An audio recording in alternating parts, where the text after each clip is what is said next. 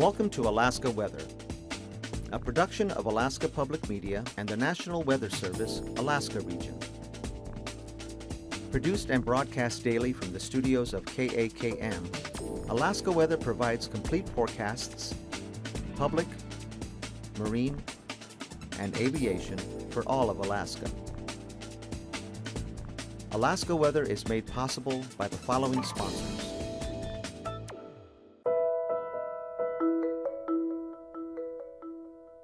Alyeska Pipeline Service Company, sustaining Alaska's pipeline and its operations today and into the future.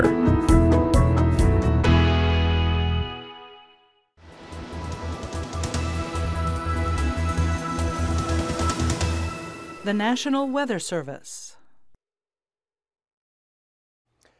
Good evening, everyone. I'm meteorologist Dave Snider with the National Weather Service. It's the 27th of April, and as always, we encourage you to stay up to date with your local weather information and river information by going to weather.gov/Alaska. Call us on the weather info line at 800-472-0391. You can find us on Facebook, Twitter, and on YouTube during the day and in between Alaska weather shows. Now, in the afternoon hours, we've seen some changes along the Yukon River at Eagle. The waters have been coming up, and we were getting reports that there could be water up on people's property there. A flood advisory has been issued until 10 o'clock in the morning tomorrow, so we'll continue to monitor that, and any new updates will be shared, of course, on the Alaska Pacific River Forecast page and through local emergency management. You can always check this map anytime you want by going to weather.gov/APRFC, but the issue at hand right now is that there is ice jam flooding occurring around Eagle. It looks like the ice jam is about 10 miles below Eagle there, so the water is backing up a little bit there, and we'll continue to pass on information as we get it. Now, as far as any other rivers go, most other places south of the Alaska Range are pretty much mushed out. That was not a pun, it just kind of slipped out that way. It certainly have mushed out. But changes are coming, of course, for the Yukon as we go ahead, and you can see some of the open areas there a little bit further south into the lower Yukon have opened up in the last 24 hours or so. So changes are occurring up and down the river, but the current issue at hand there is that Eagle with a flood advisory in place that's expected to be in place until at least 10 o'clock tomorrow morning. So watch for changes there, and we'll let you know as we know of more changes throughout the next 24 hours. You can always tell us what's going on in your community and village, and we really do appreciate those reports because it makes a big difference. If we haven't seen that river in the last 12 hours or so, a lot can change very quickly. You can give us a report on NWS Alaska on Facebook, on Twitter at NWSAPRFC. Just tag us there or use the hashtag AKRiverWatch. We're watching all of that. Call us at 800-847-1739. Send us an email with the pictures even better, nws.ar.aprfc@noaa.gov. And once again, there is the website, weather.gov/APRFC. And pictures from our friends in Eagle have been helping a tremendous lot. So thank you very much for all of your help there. Here's a look at the weather picture now.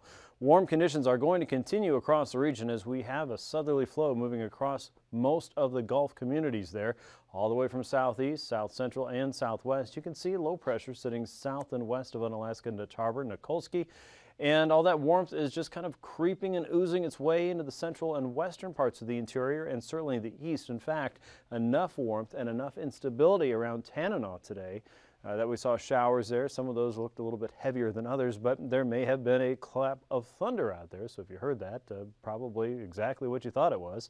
As you can see in the visible satellite picture, there's a lot of dry air over the Gulf. So a lot of what you're seeing here isn't going to produce an onslaught of rain, but it will mainly be focused to coastal communities as we go.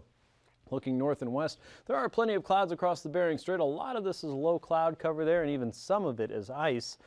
And a lot of that is breaking up as we go too, simply because of the warm weather. You'll notice the east to westerly flow moving across the interior. That's a very summer-like pattern. It pulls off warmer and drier air from the continent and our neighbor next door in Canada, and bringing that warm and drier air across the interior, something you're very used to in the summertime.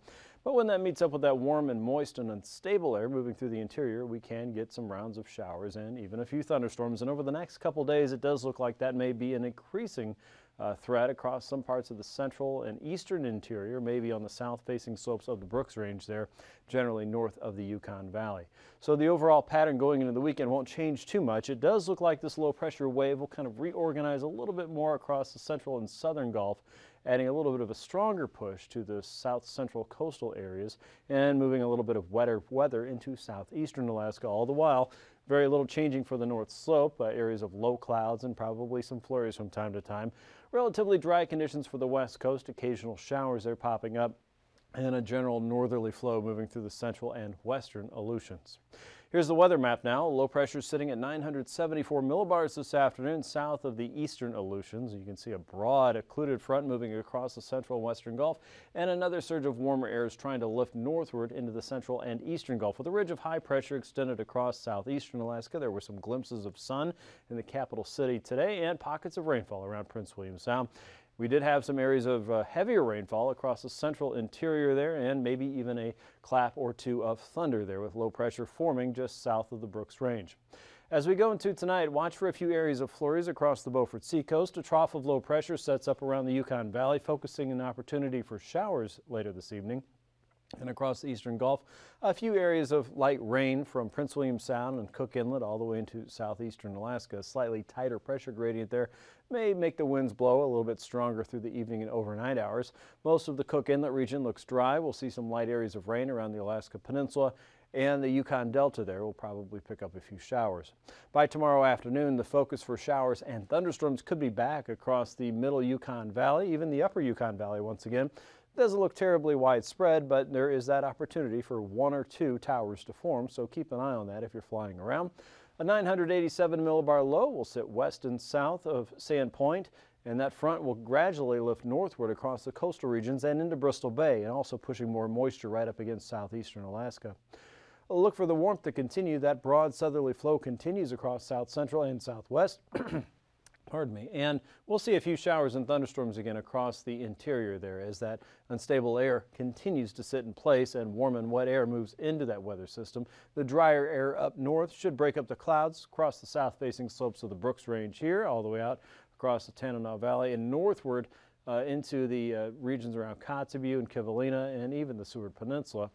Showers are expected around Bristol Bay in the central and eastern Aleutians. Most of that won't produce a whole lot of wet weather.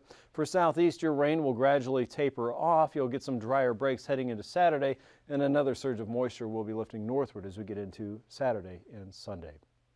Temperatures today made it into the 40s and 50s for the Panhandle, the capital city, about 50 degrees today.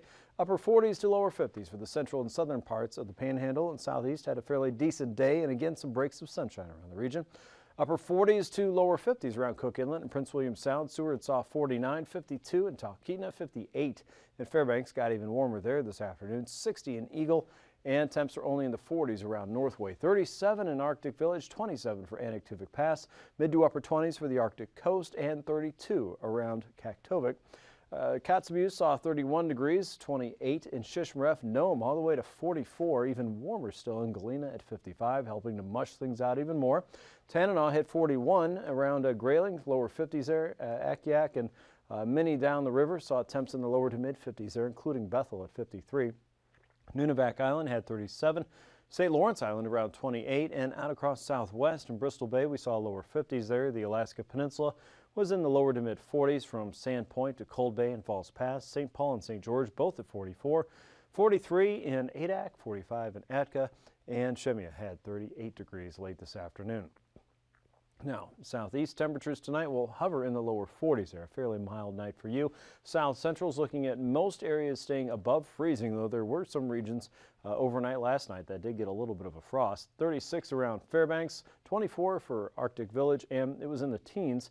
Again, overnight around Barrow, looks like we'll see similar conditions for the morning at 15, 20 in Kaktovik. 33 in Nome. Most of Norton Sound regions, including Unalakleet, should stay at or above freezing, with Bethel at 35. Bristol Bay temperatures closer to 40 and upper 30s for the Aleutians, with highs tomorrow they're back in the mid 40s. 60-degree readings are possible all the way from the Kuskokwim and Yukon Delta up the river through McGrath and into the middle Tanana Valley tomorrow. It's going to be a warm day. South Central is looking at highs in the mid to upper 50s, and southeast closer to that 50-degree mark with about 47 in Kodiak, 54 in Fort Yukon, and mid 20s for the Arctic coast. Nome at 43 for your Thursday, a mild day for many. IFR conditions are expected across the North Slope through the Bering Strait, all the way through St. Lawrence and St. Matthew Islands and out across the western Bering, with hit and miss IFR across Prince William Sound, the western areas of the Cook Inlet region and parts of Kodiak Island, and the Chilkoot and White Pass regions, and many areas across the higher terrain for southeast. Look for improvements during the day, though most of southeast will hover under MVFR. IFR conditions will probably expand from Portage southward through Seward and across Sand Point and many areas south of Shelikof Strait and the Pacific coast of the Alaska Peninsula, all the way through the Bering Strait, Nunivak Island, and probably hitting the northern end of the Pribilofs around St. Paul. Here's your pass conditions. Anaktuvik and Adigan Pass are expected to be VFR through most of the day. Northbound, though, watch out for changing conditions as you get through the pass. Lake Clark and Merrill Pass, MVFR conditions are expected there. Rainy Pass, we'll see MVFR conditions develop throughout the afternoon. Windy Pass looks pretty good. Isabel Pass, also VFR. Mentasta Pass, AOK. And Tanita Pass, we expect to see VFR. Portage Pass, we're going to call IFR through most of your Thursday. And Chilkoot and White Pass, as we saw, probably looking at some improvements, but marginal conditions may expand through most of the Panhandle. Freezing levels show that cooler air is still sitting across Cook Inlet, the Susitna Valley, and all the way up the Matanuska Valley into the eastern Yukon and into parts of southeast. The warm air, though, is expanding across the Bering Strait and west of the Pribilofs there, with levels at least at 2,000 feet in those regions, even warmer air across the northern Yukon. Icing potential is there below 3,000 feet from the south-facing slopes of the Brooks Range to eastern or western Norton Sound and St. Lawrence Island. You might run into some occasional moderate there, and also across the central and eastern Aleutians, around south central and southeast, generally above 5 to about 6,000 feet for your Thursday. Our jet stream map for tomorrow shows low pressure diving south of the central Aleutians there. That trough is feeding the main storm track well into the Pacific Northwest. And you'll notice there's just not a whole lot moving into central, northern, western, or even southern Alaska at this point. And that's keeping the main focus for any storm activity well to our south, and it's allowing that heat to build and move from east to west across the interior of Alaska. And that, again, is helping to get a few more showers and storms back in our weather picture early in the season. At 9,000 feet, south and westerly flow will be broad across the interior. Wind speeds are pretty light there. They'll be a little stronger coming off the western Alaska Range, about 20 to 40 knots there, and then slowing down again as they move over the YK and the Seward Peninsula there, about 15 to 20 knots or so. Northerlies in the western chain and southwesterlies fairly light coming into southeastern Alaska. The orientation's pretty much the same at 3,000 feet. Our low pressure system across the eastern chain, guiding winds from the east and northeast across the west coast, about 10 to 30 knots there, and 10 to 25 knots across the North Slope. And southwesterly winds slow down as they move onshore, anywhere from 15 to about 20 knots from southeast through south central and Kodiak Island. Our turbulence then showing there is a possibility for some isolated moderate, probably more light than anything else, moving through the Bering Strait and the Chukchi Seacoast from about 4,000 feet and below, also from Nunivak Island and the Pribilofs. We expect that to expand and probably have some more occasional moderate around the western Alaska Range and also through Shelikof Strait and the Barren Islands. Prince William Sound is stretching all the way through southeast tomorrow. So not only will you have some visibility issues at times around southeast, but you could also find some bumps there throughout the day. Again, most of that's going to be below 4,000 feet. That's a look at your aviation forecast. I'll be back in just a few minutes with the rest of your sea ice update and your marine weather. Stay tuned.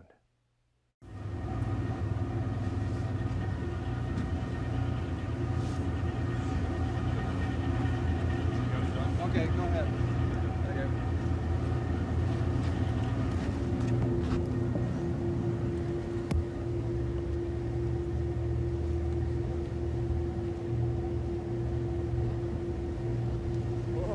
Whoa! Whoa! Hey, go Man overboard! I'll get my Man swim. overboard on the starboard! Don't take your eye off of him! I'll get the signal fall! Still got him in sight? Okay. Where'd he go? Still got him. Okay. Hold on.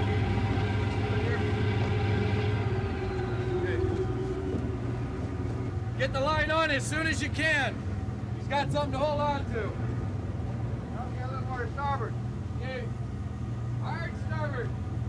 How you doing, Hank? Okay? Okay, give a hand there.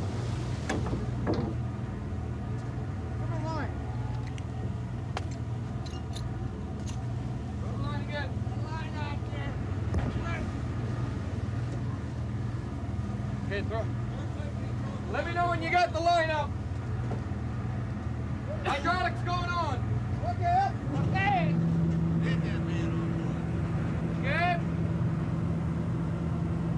All right. Yeah, we got it. Coming up. Got it. People who live in the north, who live, work, and play on or near cold water or in cold weather, should be ready to deal with hypothermia. To know what it is, know how to prevent it, how to recognize it, and how to treat it. Whether you realize it or not, most of us have been hypothermic at one time or another. When was the last time you shivered from the cold? Did it take hours or just a few minutes? Hypothermia can develop slowly or very quickly. Hypothermia is an injury that is just beginning to be understood by modern scientists. Hypothermia is the lowering of the body core temperature. The core is the critical inner portion of the body, including the heart, brain, and lungs. The core is where life remains if there is any chance for survival. Before you can understand hypothermia, you need to know that the circulatory system controls the body temperature much like a hot water heating system does in a home. When the arms or legs get cold, the core sends warm blood out to rewarm them. The core can't afford to send out more warm blood without cooling itself. It then reduces blood flow to these areas in order to minimize its own heat loss. However, if too much heat is lost from the body, it will die. We can prevent hypothermia in two ways: by adding heat or by making our shelter more efficient to prevent the loss of body heat. Clothes are our most efficient shelter to protect our body from the environment. If our clothing is adequate, our body core temperature can be maintained by body heat alone and not require another heat source. If our clothing is inadequate, we add a little water, a little wind. You can see how dangerously cold people can get. The main areas of the body to protect from heat loss are the head, neck, armpits, sides, and groin, because they are the areas of greatest heat loss. The old saying to cover your head when your feet get cold makes a lot of sense if you know that over half of the body heat loss is through the head. You know, it's really sad that people spend hundreds of dollars on recreational gear, but only a fraction of that on adequate clothing. Clothing that could protect them from a dangerous and common killer, cold. The best prevention for hypothermia is to stay dry. If you're wet, get dry. If you're in the water, get out, or at least get as much of your body out as possible. Water will rob the body's heat 25 times faster than air at the same temperature. If you're in the water without a survival suit, to slow heat loss, keep the head and neck out of the water. The best way to do that is to wear some type of protective flotation device or lifesaver that keeps the head and neck up. Another important posture protects the groin and armpits from cold water circulation. This is the heat escape lessening posture called the help position. For a group, a good posture is to huddle. It protects the armpits and groin and keeps non-flowing water in the center, which increases survival time. A posture to avoid is one called drown-proofing. This is where you put your hands behind your back, you deep breathe, and you bob underwater. This will work in warm water. In these cold Alaska waters, it won't work any time of the year. You actually lose body heat faster because your neck and your head is underwater. You can also keep more of your body out of the water by clinging to something. Another person, a part of the boat, a log, even a floating dead friend. He can save your life. If help is close by, don't swim. It will reduce your survival time in cold water. Each stroke you swim circulates cold water around your body. Your ability to swim becomes less each time you stroke. In midwinter 30 to 33 degree water, it's doubtful that a person could swim more than 50 feet. Okay, take him in. Get those clothes off him. How do you recognize that someone is hypothermic? The symptoms of hypothermia include feeling cold, shivering, the loss of coordination, slurred or unusual speech, confusion, impaired judgment, and near the end, feelings of warmth and euphoria, sort of a natural high. In time, the person becomes unconscious. The heart beats erratically, resulting in death by what appears to be a heart attack. In the field, you don't have a means of measuring body core temperature and other vital signs. You cannot rely on symptoms alone to decide how severe the case of hypothermia is. For example, some people don't shiver, and also the victim may not believe he has hypothermia. If a person is improperly sheltered from cold or wet conditions, and he might be hypothermic, it makes good sense to treat him for hypothermia. Hey, Red, give me a hand. Red makes it every time. I've seen how this plays out. Here's a look at the sea ice edge, and you'll see that this looks pretty kind of jigsaw puzzle-ish as we go into the next couple of weeks here as breakup continues not only on land and in the rivers but also out at sea. The very warm air is really making a quick end to the sea ice season across the Bering. But we're still going, and the bright white areas indicate higher than normal concentrations, or higher concentrations, let's say that right, about 80% or above there for the Bering Sea. The blue area is under 80%, so you can see there's a lot of opening areas there, and the open areas themselves are very clear in Norton Sound, west of the Yukon Delta, and certainly south of St. Lawrence Island out towards St. Matthew Island, and the general flow is from east and to southwest. So a lot of changes there, and once again a warning and a caution around the shore fast ice, or at least the ice that's close to the shore. A lot of this is rotting in place, a lot of this is unstable, so be extremely careful if you are going out toward the ice or on the ice in the next several days. And please get your weather update there anytime by going to weather.gov/Alaska or go to Anchorage/ice.php to get your interactive map there. You can check on the concentrations and the thickness, which is the other part of this very important piece of information there. Now, for your marine forecast in southeast, northerlies across the Lynn Canal will stay up around 20 knots tomorrow, 4-foot seas there, 4 to as high as 7-foot seas as you go from the central to the southern parts of the inner channels, 7-foot seas in the Clarence Strait. A south and southwesterly wind will blow into the southern parts of the outer shore there from Sitka all the way out toward Craig, about 20 knots with 13-foot seas, and southeasterlies moving up the outer coast around 35 knots tomorrow, 13 to 14-foot seas expected there. For Friday, things settle down a little bit, about 10 to 15 knots in most areas. One exception would be the Lynn Canal, where we have a stronger southerly wind at 25 knots with a 5-foot sea. Southerlies also inside of Clarence Strait, and a south and southwesterly flow light at 10 to 15 across the outer coast. About 8-foot seas expected there. For south central, an easterly wind coming across. Look for 25 knots inside of Prince William Sound. On the outside, 35 knots. 25 knots coming up from the south and west on the eastern side of Kodiak Island, and northeasterlies coming down through Shelikof Strait with a 7-foot sea there. 20 to 30 coming down Cook Inlet and west of the Barrens with a 9-foot sea west of the Barren Islands. 11-foot seas as you head out into the Gulf.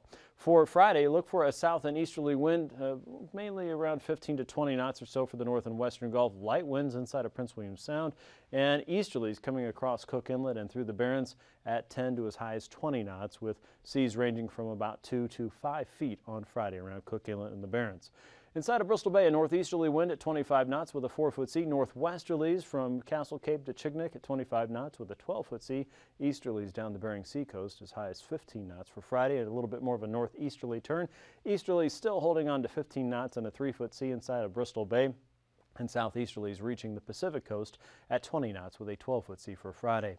For the Aleutians, north and westerly winds for the central and western chain, 15 to 20 knots in those regions with 7 to 8-foot seas. Slightly higher seas as you move eastward through Nikolsky and Unalaska. 14-foot seas there on the Pacific coastline, in fact, with a 20-knot wind from the south and east. By Friday, look for that wind to become northerly for just about all areas at 15 to 20 with 5 to 8-foot seas for the central and eastern Aleutians, and about 8 to 10 foot seas there for the eastern chain on that 15 to 20 knot wind. Slightly stronger winds and higher seas for the western chain from Kiska to Attu, 35 knots with a 10-foot sea to wrap up the week.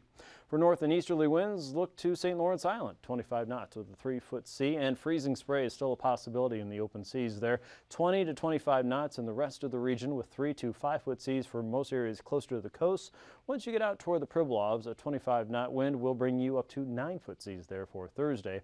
For Friday, a northerly wind continues across most of the Bering. Most areas will see at least some open water there, so factor in 3 to 4-foot seas in many regions, as high as 7-foot seas for the Pribilofs on that 20-knot wind. Again, most areas looking at that northerly wind.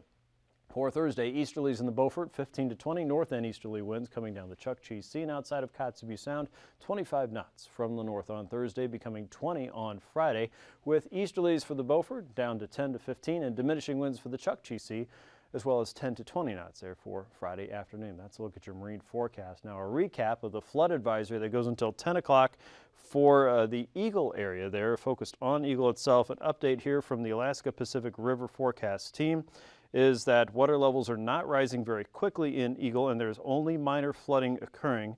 They're going to continue to keep Eagle in a monitor status, so we are watching that very carefully.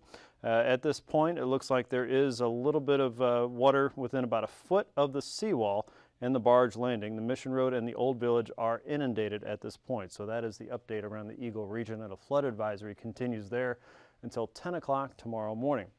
Now, what we're watching is an ice jam flood that's about 10 miles, I think, downriver from Eagle, so water levels could still fluctuate in that time, and we'll continue to pass on information online at weather.gov/APRFC on Twitter and on Facebook as well.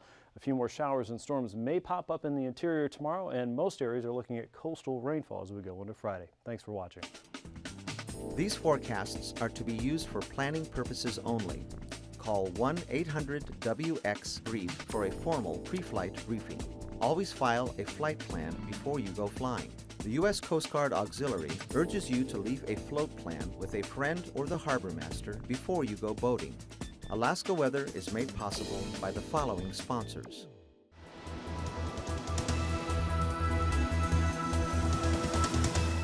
The National Weather Service.